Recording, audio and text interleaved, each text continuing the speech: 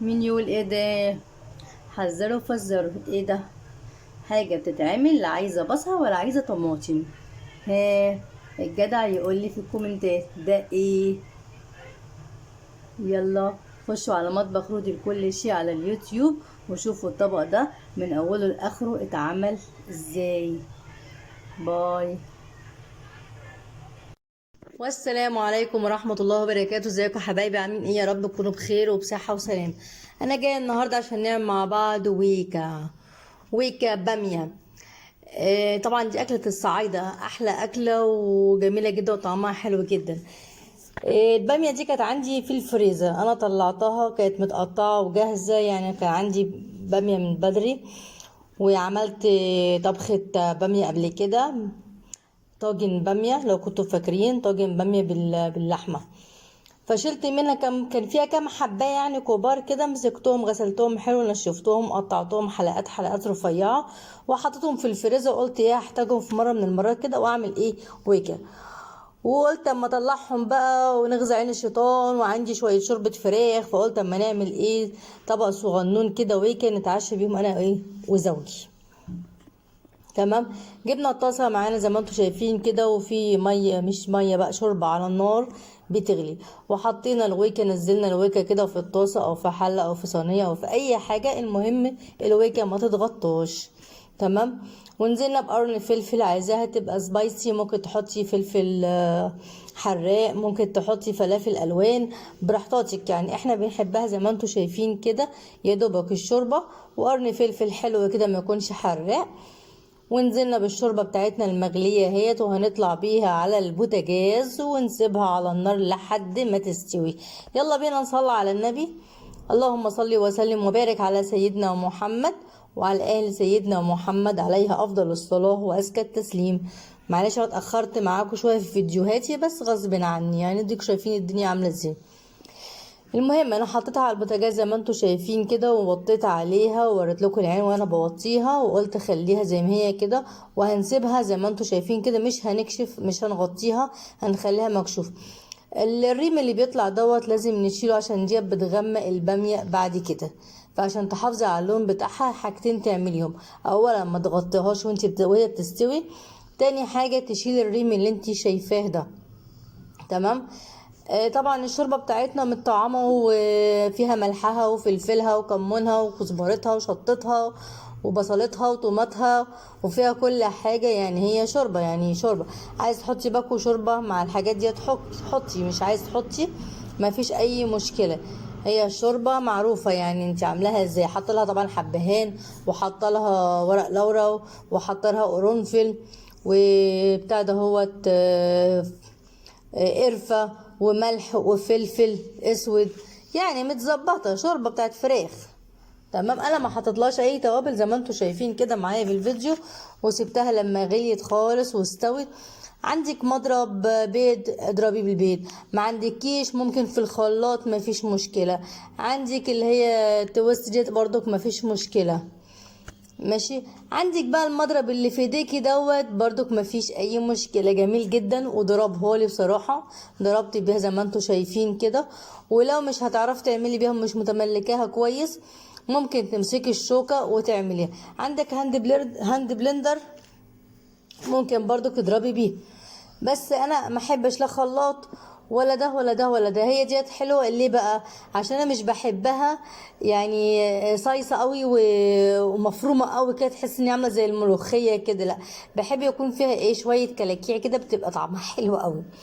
انا مسكت طبعا توميه شرطها حلو وضربتها، مش في الخلاط، بالهون كده، دقيتها بالهون حلو. وهقول لكم هنعمل ايه دلوقتي تاني. تمام. بصي اهي، عايز تعملي بالشوكه كده اعملي بالشوكه، مفيش اي مشكله خالص. عايز تعملي بالمضرب البيض اعملي، بالهاند بلندر مفيش مشكله، بالتويست مفيش مشكله، زي ما انتوا عايزين. شوفوا انتوا بتعوزوها ازاي. بس عايزه اقول لكم الاكله دي بتبقى طعمه جدا جدا جدا، وبتبقى طعمها حلو قوي. على فكره في ناس بتحط لها كزبره، اللي هي كزبره الخضراء. انا ما حطيتش كزبره خضراء، لاني طبعا أنا طلعتها من الفريزر وسبتها لما فكت، وقلت اما اعملها. هي خضرة وجميلة جدا، بس طبعا التليفون يعني مظبط شكلها ولونها. يلا هنجيب طاسة صغنطوطة كده زي ما انتوا شايفين كده، وهنشغل النار عليها، وهننزل بمعلقة سمنة حلوة كده. وطبعا احنا جنب مننا التوم عاملاه في البتاع ده اسمها ايه، في الهون، دقاه في الهون كويس حلو. وهننزل بيها. طبعا احنا بنديها الطشه زيها زي الملوخيه بالظبط، بنعمل لها طشه بس ما بنشهقش، من غير شهقه ومن غير ما تغطي ومن غير اي حاجه. تمام. يلا بقى، لو عجبك الفيديو بتاعي ما تنسينيش تعملي لايك وسبسكرايب وتفعلي الجرس عشان يوصل لك كل جديد، واي كومنت كده على ذوقك. لو في اي حاجه انا ما عملتهاش او نسيتها في الفيديو او عدتني كده وما خدتش بالي، ممكن تعلقي لي عليها على القناه يعني، عادي يعني مفيش اي مشكله، ارد عليكم. تمام. تمام. واعملي لايك، مش تخسري حاجه والله لو تعملي لايك. دوسي على اللايك كده يعني اوكي، يعني حلوه او وحشه، او يا اما تعمليه بالصباع اللي واقف لفوق، يا اما الصباع اللي ايه اللي نازل لتحت، عادي يعني مش تفرق معايا والله. بس هتفرق معايا اكتر بقى لو عملتي لايك واي كومنت حلو كده على ذوقك. ولو فعلتي الجرس يا سلام يا سلام يا سلام يا سلام، لو اول مره تخشي لي بقى وتفعلي الجرس بقى عشان اي حاجه انزلها توصلك.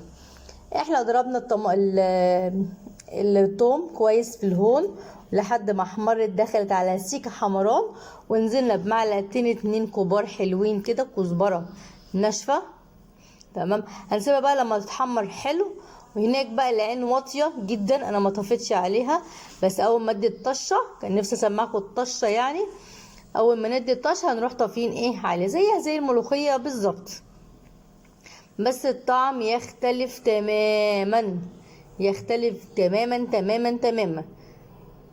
بس حاجة كده على الرايق كده وجميلة جدا، والسريعة سريعة سريعة سريعة، ما خدتش مني اي حاجة بأمانة يعني. بصي بقى تش، طبعا انتوا مش سامعين حاجة، انا اللي سامعاها وانا اللي شم الريح.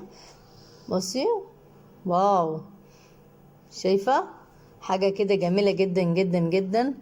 يلا بقى، دي بقى عايز تعملي جنب منها رز ابيض اوكي، رز بشعريه اوكي، عايز تاكليها كده برضو اوكي. انا بصراحه عملتها كده، وعندي اصلا بواقي من الاكل، عندي رز وعندي فاصوليا خضراء، فقلت ايه نعمل ده طبق صغنون كده نقعد نتعشى بيه ايه انا وزوجي كده الحبيبي.